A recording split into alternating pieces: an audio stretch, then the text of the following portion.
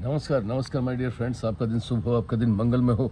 हमारी बहुत सारी ऐसी घटनाएँ हैं, बहुत सारा ऐसा अध्यात्म है हमारा, जो सीधे विज्ञान से कनेक्ट है।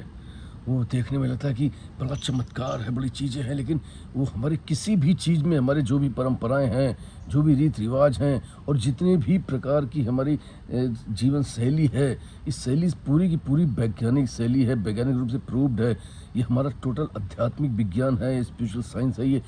देखिए, आपको बात बताते हैं कि एक बार की बात थी कि जो माता पार्वती हैं, वो खेलते कूदते हुए उन्होंने क्या किया कि शिव जी के पास आई और पीछे से शिव जी की दोनों आँखों को बंद कर लिया। अपने हाथों से ऐसे आँखें बंद कर लीं।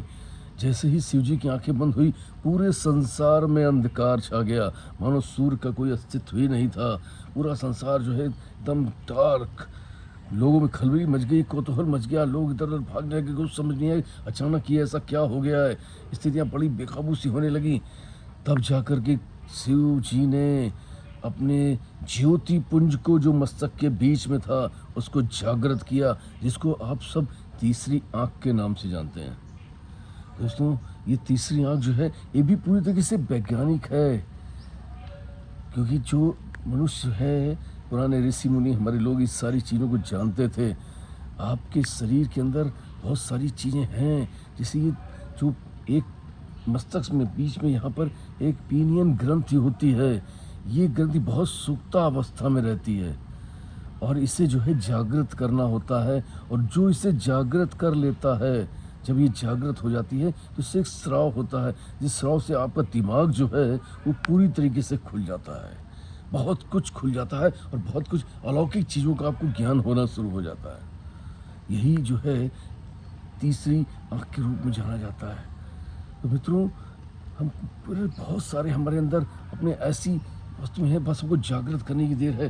आपका ये ब्रेन है ना, ये ब्रेन के नीचे साइड अंदर में, यहाँ पर बीच में, दोनों भुवों के बीच में यहाँ पे पीनियन ग्रंथ होती है, और ये जो है अगर आप जागृत कर लेते हैं, जो लोग जागृत, कुछ लोग जो है इसको हैरस की आँख भी कहा करते थे। पुराने कुछ देशों में से बारे में जानकारियाँ भी थीं। हमारे पुराने जो भी आध्यात्मिक ज्ञानी थे, उनको भी जानकारियाँ थीं।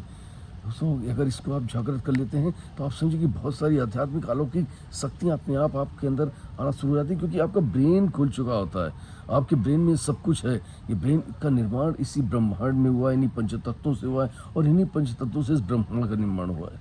वो सारी चीज़ें जो यहाँ पर घटित हुई थी, घटित हो रही हैं या घटित होने वाली हैं, वो सारी की सारी इसमें स्टोरेज हैं। लेकिन क्या है, हम उसे खोल नहीं पाते, उसे जान नहीं पाते, वहाँ तक पहुँच नहीं पाते, ब्रेन की उन डीप खानों तक नहीं पहुँच पाते। लेकिन जिस समय आप अपनी विनय ग्रंथ को जागृत कर लेते हैं, मस्तक के बीच के शक्तिपुंज को जागृत कर लेते हैं, तो उसका जो स्राव होता है, ये आपके दिमाग को खोलने में बहुत मदद करता है। और जब ये आपका दिमाग खुल जाता है पूरी तरीके से, तो आपको बहुत सारे अलौकिक ज्ञान होना शुरू होते हैं, और आपको देख कर के दुनिया सोचती है ये बहुत बड़ा ही चमत्कार है। दोस्तों, हमारे साइंस, हमारा जो जो हमारा विज्ञान है, जो हमारा अध्यात्म है, इसको कहीं भी विज्ञान झुठला नहीं सकता।